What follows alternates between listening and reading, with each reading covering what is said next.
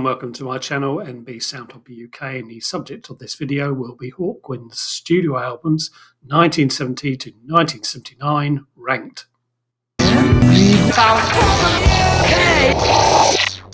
Of all the bands I like from the classic rock era, space rockers Hawkwind are my favourite. Many rock bands in the same period could be accused of simply releasing rehashes of earlier albums. It's a criticism that I don't think applies to Hawkwind, as each successive album demonstrated a clear shift in emphasis or style. Possibly that's on account of a fluid band membership or drawing on a wider range of influences that informed those shifts. Whatever the reason, each album they released had an identity all of its own.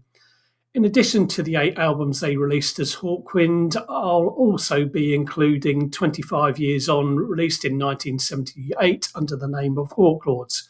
For the most part, I'll concentrate on the original album release, although reference to bonus CD material will be mentioned here and there. In ninth is Astounding Sounds, Amazing Music from 1976. This was the first of 4 albums they released on the Charisma label, and despite its fantastic cover and 1930s aesthetic, it's a rather uneven affair and therefore their weakest of the 1970s in my view. As well as a change in record label, there were personnel changes. Robert Calvert rejoined the band on vocals, and further to the sacking of Lemmy, Paul Rudolph, formerly of the Pink Fairies, played bass. Whilst the material is disjointed, may be indicative of growing tension between founder members Dave Brock and Nick Turner, there are some fine tracks included, most notably Steppenwolf, with Robert Calvert's superb lyric highlighting the value of his return. Reefer Madness, Curb Crawler and Kadu Flyer are also rockier tracks. City of Lagoons, The Aubergine That Ate Rangoon and Chronoglide Skyway are all decent, but go into more polished territory that wasn't necessarily a comfortable fit for the band. Nick Turner left after Astounding Sounds, Amazing Music, and subsequent albums proved to be much more consistent. 8th is Hawkwind from 1970. From here on in, the hard work in ranking the albums begins, because I think they all have many great qualities. Produced by Pretty Things guitarist Dick Taylor, their debut shows both where the band had come from and the direction they would go thereafter. So the first and last tracks, Hurry On Sundown and Mirror of Illusion, reveal a rhythm and blues background, as do a couple of the bonus tracks on the expanded version of the album. Between the original album opener and closer is where the really meaty stuff goes on. The reason is a swirling, percussive, spacey, trippy instrumental leads into Be Yourself, with vocal sections sandwiching a jam very characteristic of the band. Following that are the excellent Paranoia, parts 1 and 2, and then Seeing It As You Really Are, the album's longest track, with more trippiness and jamming. Yes, there are aspects of the album which are clearly of their time, and only a few of the tracks remained in their live sets for too long after. Nevertheless, I find it a solid and interesting debut. 7th is 25 Years On from 1978. Apparently, the band went under the name of Hawklords for this album because of a legal dispute over the name of Hawkwind. Not that it greatly impacted on the quality of the material. It's an intriguing album in that the usual association between the band and sci-fi becomes more grounded in the subject matter for the songs. In sci-fi terms, it's more J.G. Ballard than Robert Heinlein. Either way, Robert Calvert is still in fine form, and Dave Brock's guitar has a much edgier sound in places, almost moving into new wave territory. Sci-Power, 25 Years and Flying Doctor are all up-tempo tracks, with the humorous lyric in the latter being a nod towards William Burroughs, author of Naked Lunch. Freefall was co-written by new bass player Harvey Bainbridge, who would remain with the band for 13 years. My favourite track on the original album is the final one, The Age of the Microman. The bonus CD in the expanded edition of the album includes a longer and, in my opinion, even better version of that track. 6th is In Search of Space from 1971. In Search of Space is what I think of as Hawkwind's first space rock album proper, as any vestiges of R&B are gone. On the personnel front, guitarists Mick Slattery and Hugh Lloyd Langton had left, leaving Dave Brock as the sole guitarist. Bass player John Harrison had been replaced by Dave Anderson, formerly of krautrock band Amon Dul 2, and Dick Mick was temporarily absent, so Del Detmar was recruited for keyboards and synth. With all that upheaval, it could have been possible that the album ended up rather patchy, but it all holds together. In terms of space rock, it's still heavily informed by a dark psychedelia, but works really well.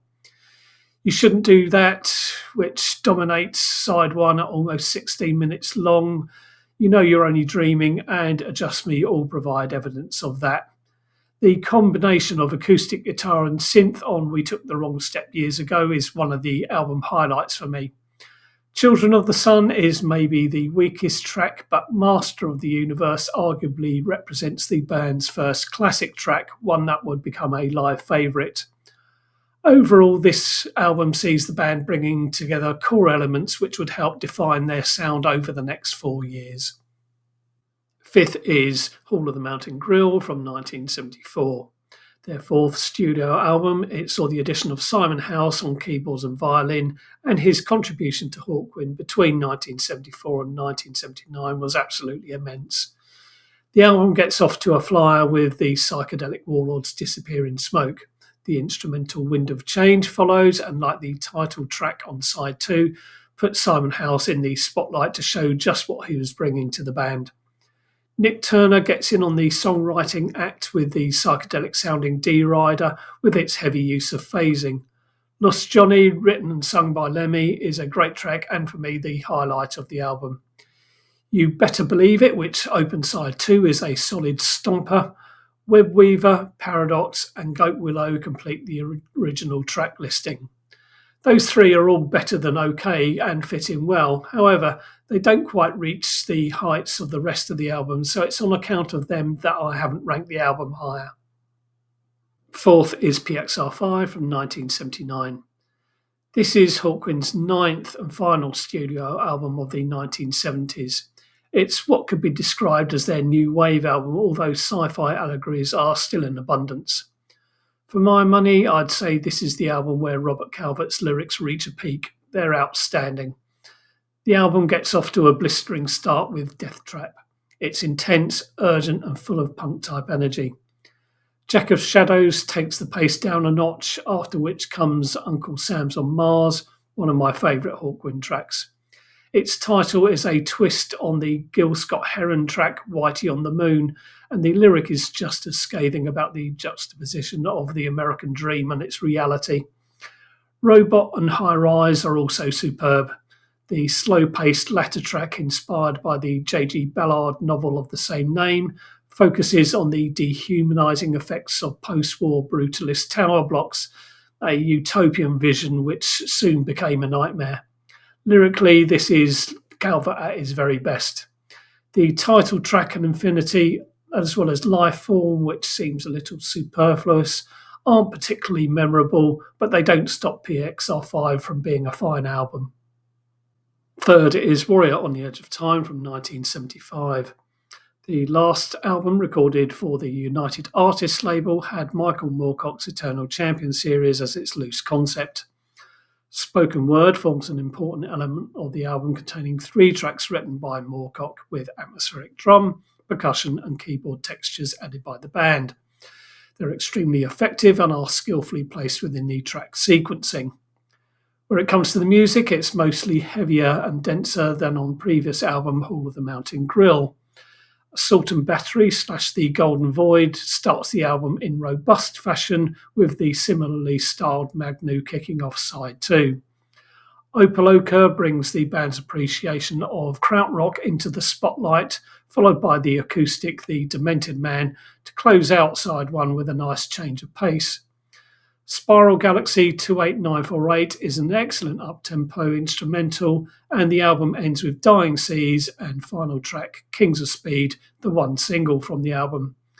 This would prove to be Lemmy's last album with Hawkwind, and the CD version of the album I have contains the UK B-side of Kings of Speed, a track written by Lemmy with the curious title of Motorhead. Second is Quark's Strangeness and Charm from 1977. In 1977, if many established bands suffered as a consequence of an altered landscape in music and their own paucity of ideas, then Hawkwind weren't among them. After the uncertain previous album, Astounding Sounds Amazing Music, if anything, Quark's Strangeness and Charm revealed an invigorated band. With Nick Turner having left, they were a leaner outfit with a greater share of the melodic content falling on the shoulders of Simon House, and he doesn't disappoint. The keyboard-driven spirit of the age is an awesome opener. Robert Calvert's lyric reflecting in a dark, humoured way on how progress creates its own set of problems is brilliantly crafted. The dystopian Damnation Alley follows a more traditional rock pattern, and after that there's Fable of a Failed Race, perhaps the least compelling track on the album. Side 2 is near perfect. The title track and Days of the Underground fuse straight-ahead rock with witty lyrics. Hassan Isabar adds more sophistication. Sequencer and metallic percussion provide the backbone to Forge of the Vulcan, and the Iron Dream, short though it may be, gives the album a big finish. And first, it's Doremi, Fasol, Latido from 1972. As much as I like Quark's Strangeness and Charm, Doremi, Fasol, Latido just edges it, although on another day I might think differently.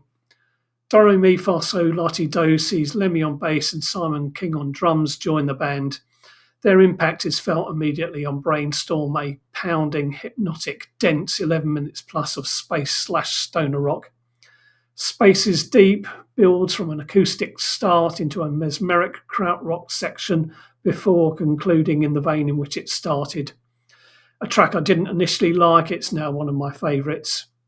One change is a short electronically treated keyboard piece before side 2 opens with Lord of Light, another Hawkwind great.